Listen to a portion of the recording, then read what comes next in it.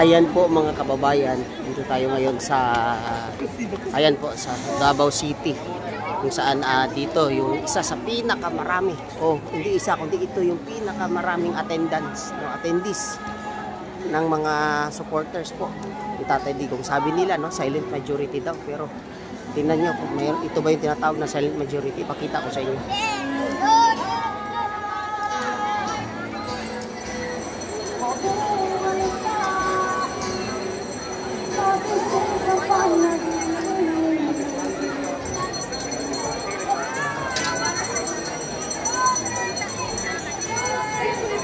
Kita nyo yung mga kababayan. So yan grabe, dami ito.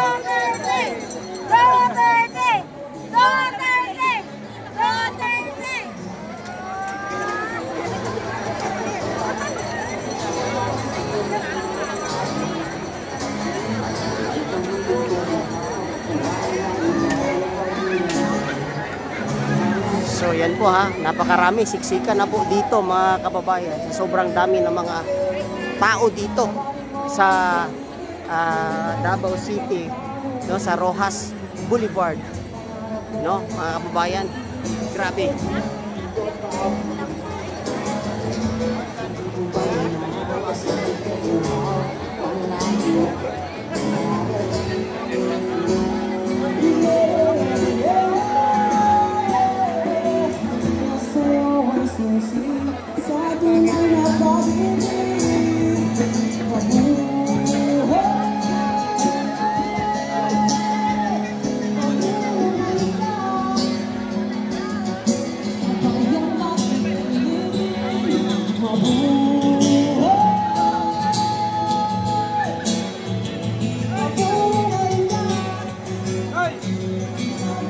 Dito ako sa pinakadulo na umpisa. Yung mga tao papunta pa lang doon sa stage mismo. Malayo pa po yung stage. Kung nakikita nyo yung building na yan mga kababayan, yun yung yung pinakadulo na building, doon po yung stage. Abutin ko doon, pupuntahan ko doon mga kababayan. Tingnan nyo kung gaano karami yung mga tao. Hanggang pagilid pa, ganun pa.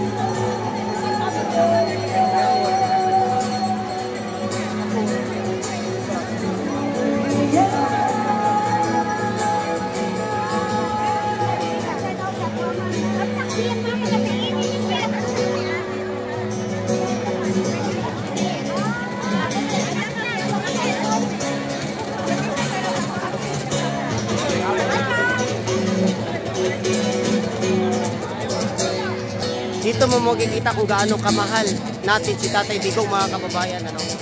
Dito natin makikita kung gaano karami ang suporta at nagmamahal sa kanya. Kaya yung nagsasabi dyan na silent daw yung ito na po yung majority, nagpakita na sila lahat mga kababayan kung gaano karami yung mga talagang ayaw na sa mga administrasyon ngayon ni Administrasyong Marcos. Tingnan nyo mga kababayan, nagpakita na talaga. Diba?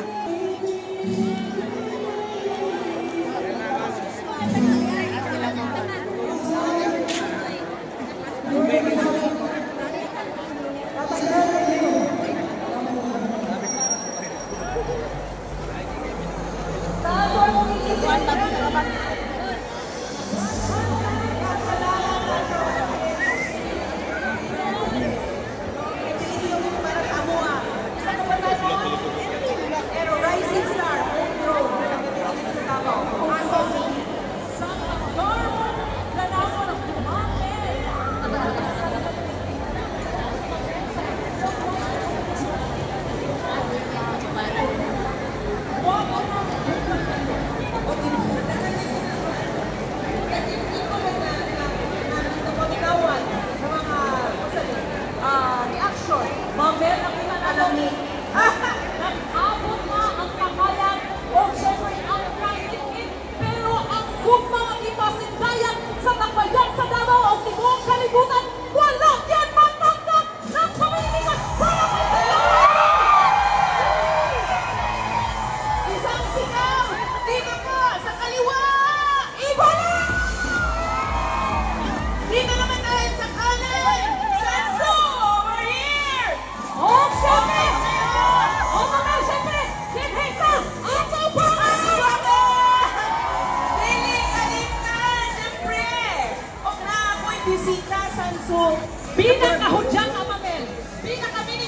pinaka-memorable, pinaka-memorable o kanang pool.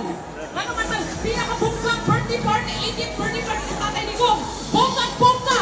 Dili lang sa Dakbayan, kundi sa Tibok Kalibutan!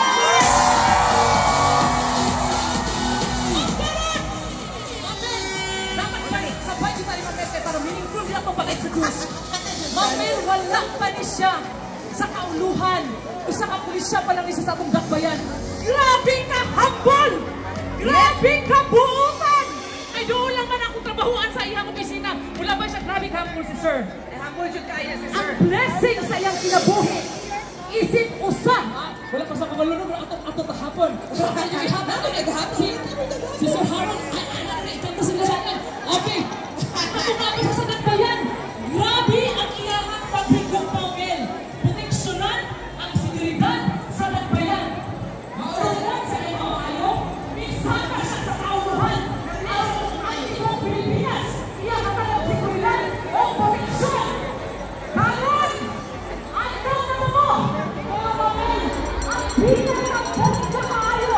Pagdili na ako palitan ang kasunod para muhakan mo ang mensahe para sa ato alam ng Presidente o Mayor.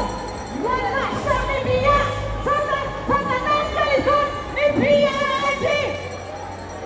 Grabe yung kupamangan! Nagpabilitikan! O karon! Ato na kami dapat subayban namin! Ato na kami na pinapalain! Ladies and gentlemen! Pagpagang sa nalo! Senator Ronald Bato!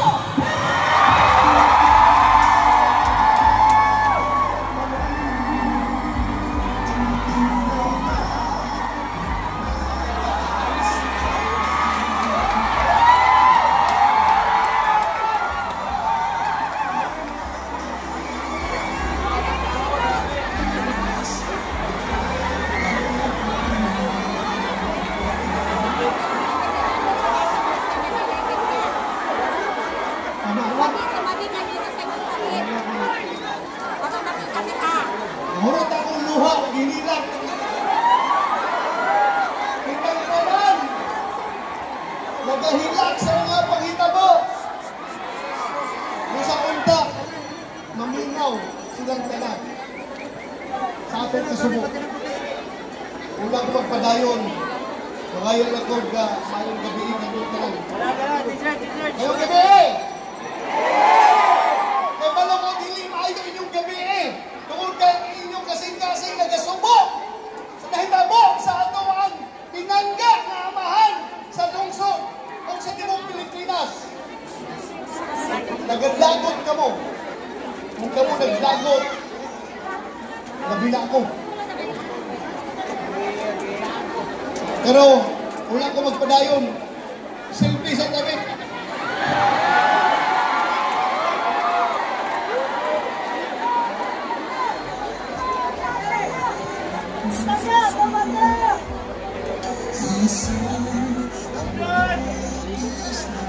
Ay, lihat na yung mga vlog niya! Ilis niya! Ako niya! Kumusta mo niya? Diyos ko! Kadaghan sa tao!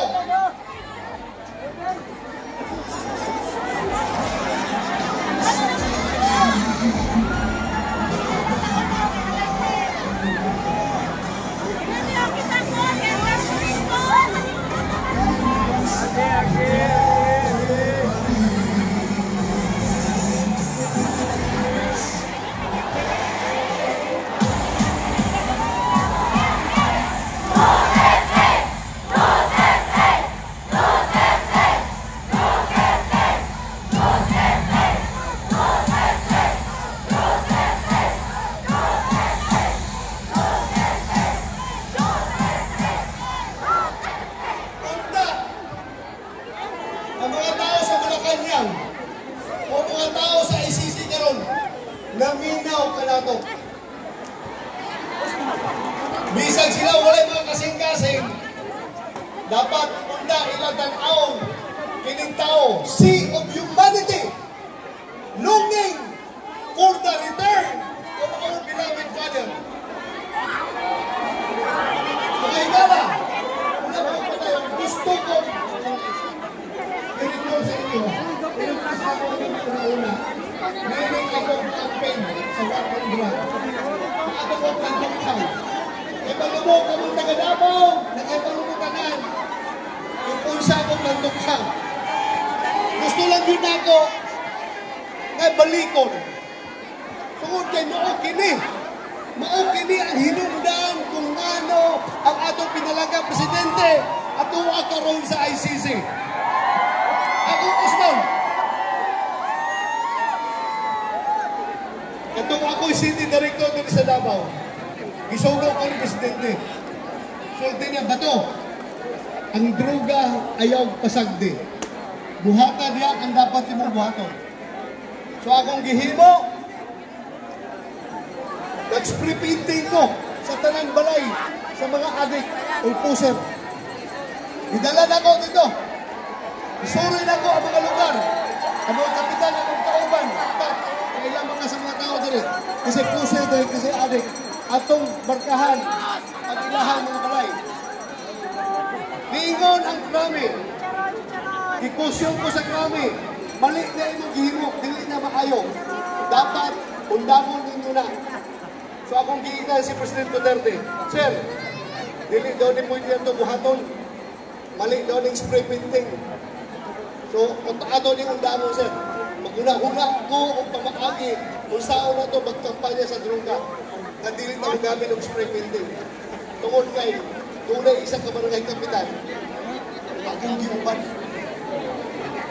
Ilang mo kini kabarangay kapitan, di na ako pag dito ng pangalan, kinamatay na to.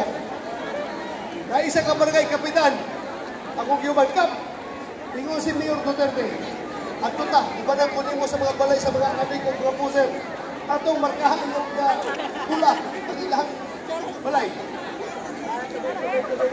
Ibanan ko sa barangay kapitan, at kumisa sa kabalay. Siya mismo ang nag-spray sa balay, yung isprayan ang pula. Pero gahilak siya, gahilak. Pero gahilak mo ka. Gahilak mo, sir. Pero ako ng balay. Kung pasabot na ang ito ng kapitan, na siya mismo, hindi ako sa droga. Ano, yung lang ako ito, unaon ako tukhang, tuktong kami o gihapon, at tungo ng mga pagkulang, tungo ng kahiyon, at tungo involved sa drugs, ganoon lang na. So, mas forward, mahingan sa presidente. Presidente ni mga Duterte, ingnaday ko niya. First day, sa iyang pagkakot,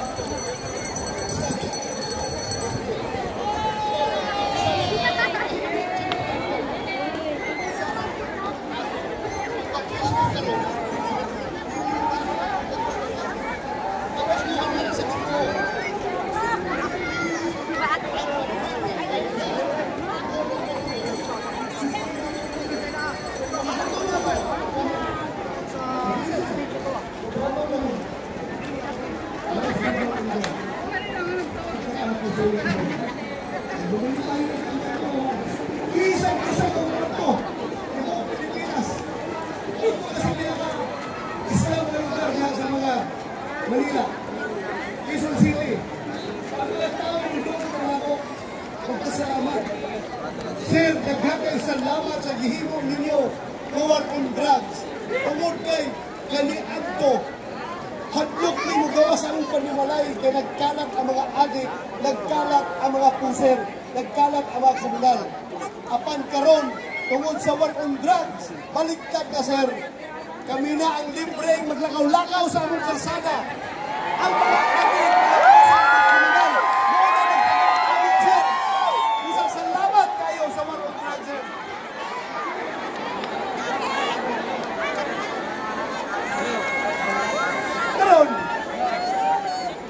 Nahitabo lang, nahitabo.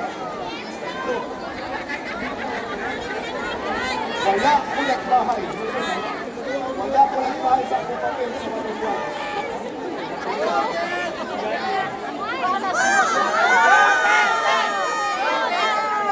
We love you! Tatay Diggs! Hi, Tatay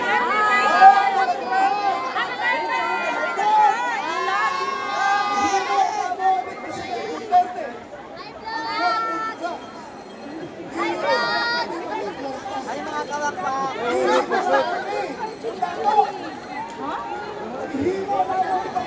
Ipit na ang gamit. Laki, ipitin.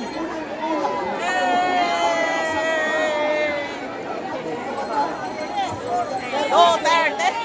Duterte! Duterte! Duterte! Duterte! Duterte! Duterte! Batang Duterte! Batang may laban!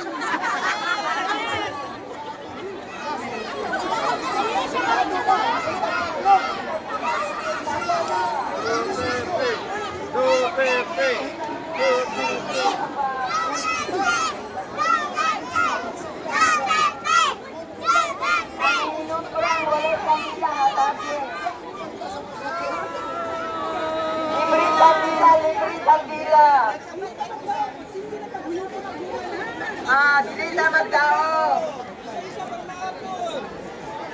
Isa lang. Libre kandila, karuan, itakot, dili sa San Pedro. Kandila, libre. Nagsikot sa bisahan, libre sa ako.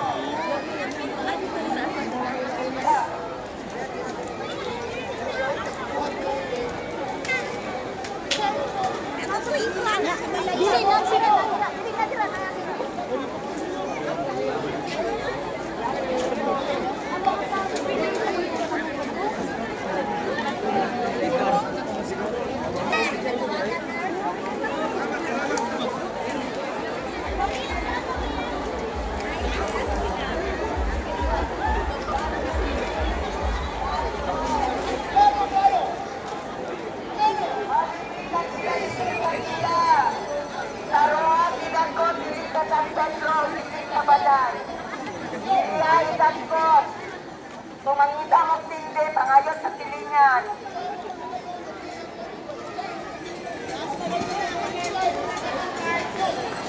Last na na! Last go! Mga lang! Wala mabuhay!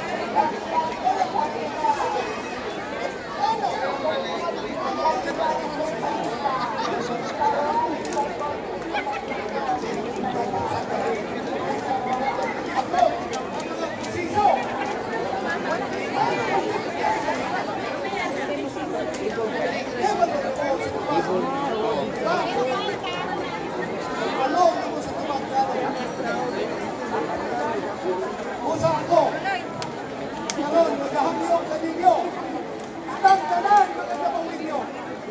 Tagtanan ng Pilipino. Dili kita mo undang sa pagpapakita, pagpakita, pagpasipaw sa anong debate.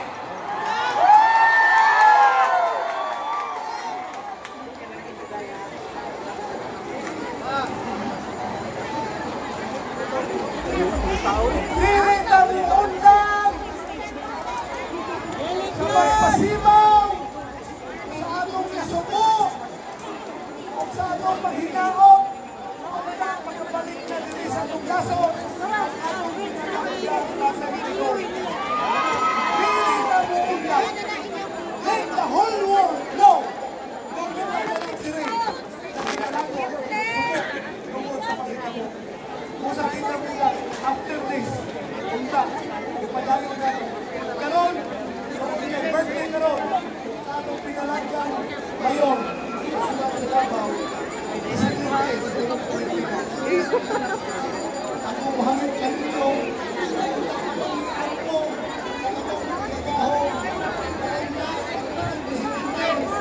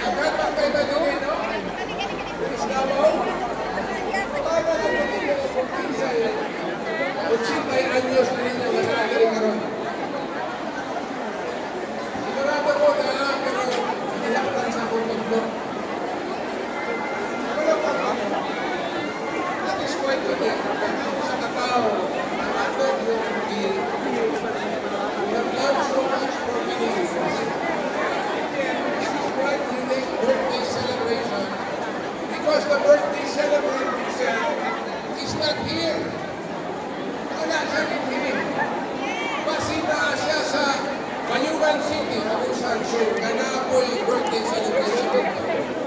Kasi nga siya sa Valencia, Bukidnon, sa Buanga, Sibugay, Cebu, Ormoc, Butuan, Cagayan de Oro, Pasig nga sa dito. Ay wala siya naman. Kasi nga siya sa Manila, Iloilo. Tama siya dito? Gini pa. Ang birthday celebration, pili natin sa Pilipinas. Kung pili sa akong malunggan, sa Houston, Texas, naapon. Inong sa akong Davao, sa New Zealand, naapon. Sikon sa akong amigo sa Australia, naapon. Hong Kong, Bahrain, Qatar, Singapore, Malaysia, Indonesia, labaw na sa Toronto, New York, and in Europe. I'm sure daw kita ang epicenter sa birthday celebration sa 80th birthday ni Mayor Rudy. Naakoy na kung na-crowd nasa si Vice Mayor Inday Sara dito sa Hague, Netherlands. Indeed, it is quite unique, and I am awed and inspired by the many people here. Sa kadagan sa mga katawan sa Davao kung sa Sagutay. Ang ako yung mahisgot lang sa inyo, mga pipila, mga tipik. Abogado ko ni Mayor Rudy, magkagsangkay. Pero ako siyang nalihan, dugay na. Dugay na.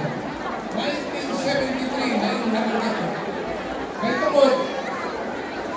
He started his law career in the law firm of my father. Ang ilang opisina na iyan sa Binondo. And he speaks highly of my father.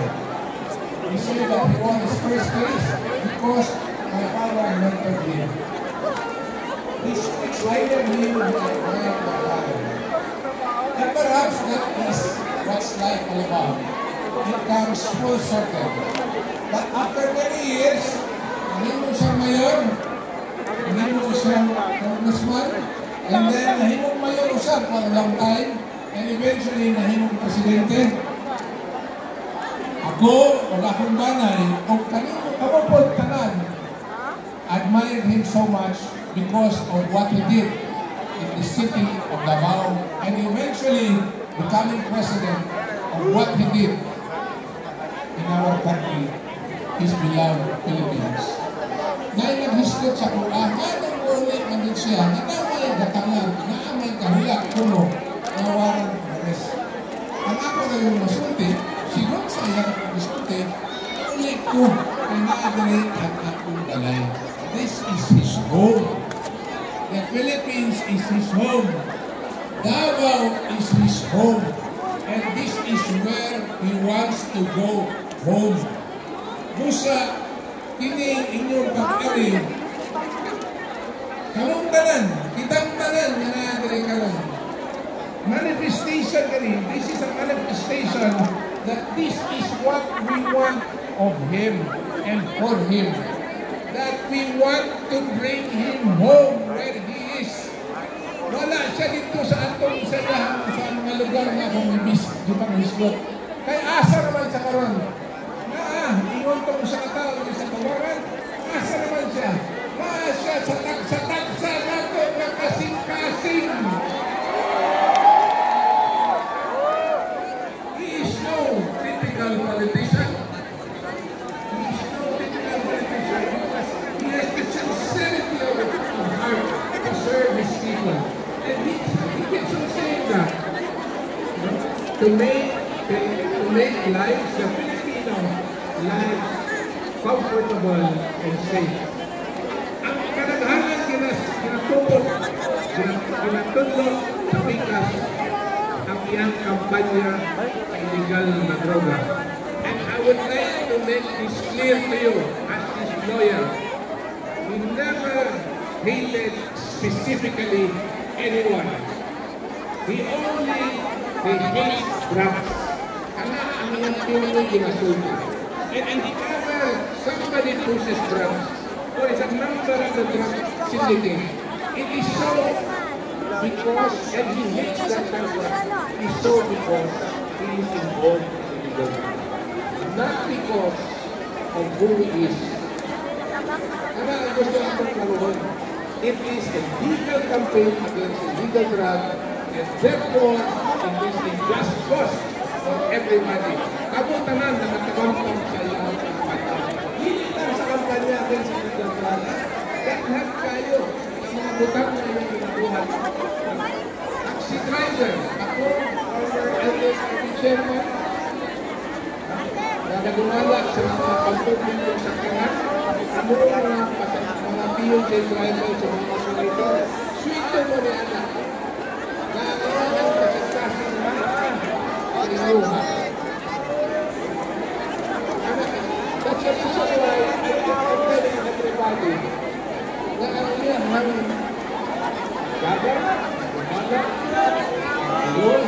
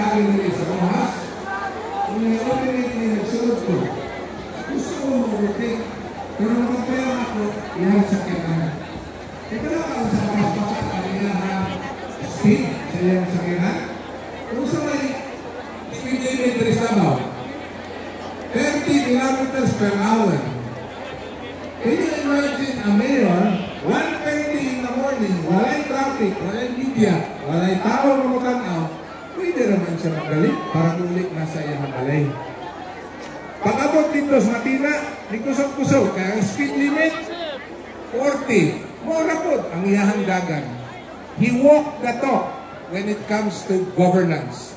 And that is what I believe, and I would like to believe that that is what you believe as well. Karon, ang akong natong ko'y gustong isugyot sa inyo ha. Usa ko dito nga naa sa Villamor Air Base on March 11, 2025. Ang word nga bastos. Kung muhisgot mo nga gibastos siya, it is a gross understatement. Gibastos gud siya pag-ayaw. Dito sa Villamor Air Base sa March 11, 2025. Ang unang hangyo sa iyang doktor, kay gi-examine siya sa iyang doktor, na kinahanglan sa idadon sa hospital because of medical emergency. Puwerte na namong hangyo. Siya mismo, si Mayor Rudy ni hangyo, si E.S. Bingbong ni hangyo, ako ni hangyo, si Kitty ni hangyo, si Hanilet ni hangyo. Unsay tubag? Dili pwede.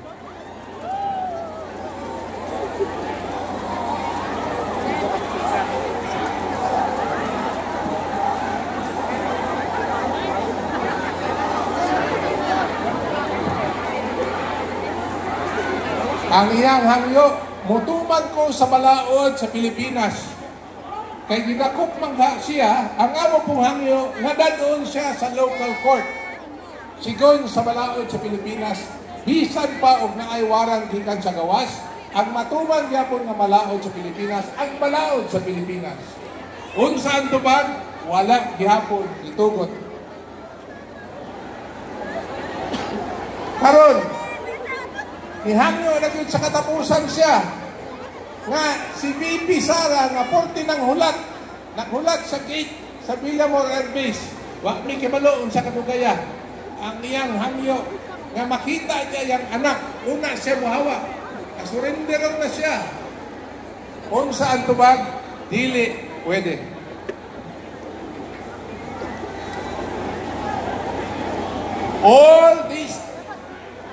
All these lawful demands, which he has the right to do so, were all denied dito sa Villamor Air Base. Kay balo namin, on the first hour that he was brought there, kay balo namin sa tinuod na plano nila. Nakabantay namin nga di naging sa kagawas sa Villamor Air Base, kundili isakay sa aeroplano padulong sa hing. Ing-ana kabastos ang gihimo sa lahat. Bisan pa og nasa'y katungod sa iyang pagkatao, iyan ang giangkon kung arestuhon mo. Kung arestuhon ko, giangkon na niya nga buhata ang mga kalaon sa Pilipinas. Wala na ibuhat. And I would like to say this to you, for all of you listening, that rights were violated on that fateful day of March 11, 2025. I'd like to say this, that all of us, especially sa mga Katoliko, panahon sa Quaresma, na po yung mga Muslim na nag-Ramadan, we are people of faith. Lain-lain ang ating reliyon. Lain-lain ang tawag sa ating Panginoon. Jehovah, Yeso Cristo, Panginoon, Allah, let us turn to heaven with our collective prayer. That our gods that we believe in would grant our collective fervent prayer that healing brought hope to the Philippines and to Davao City. Can we do that, please? Salamat po sa inyong mga.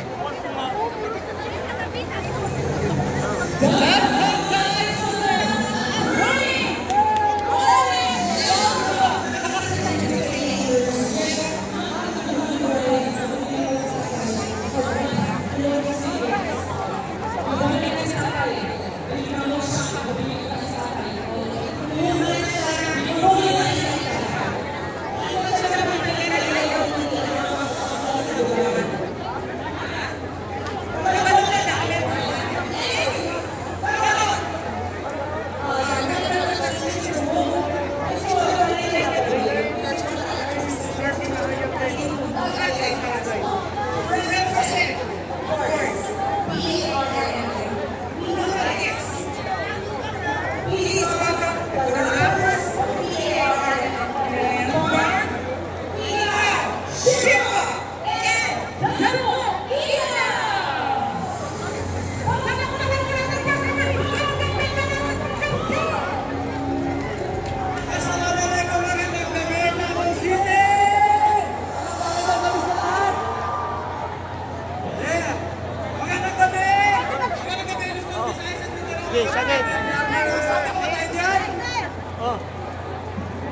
Bago lahat, kung papagilala po muna kami.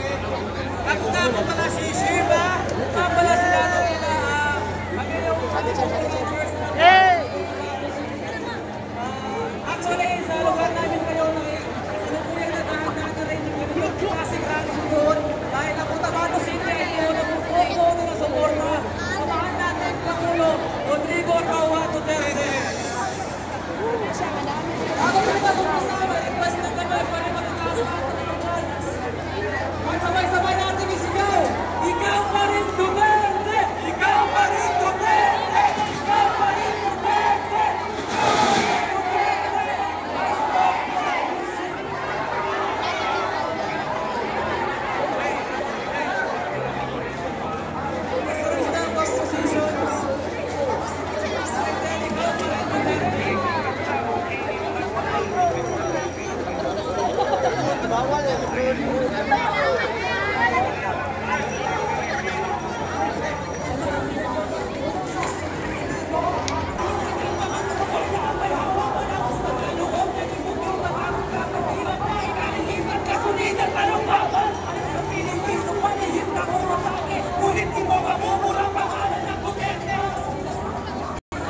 Grabe, non-stop ang mga tao.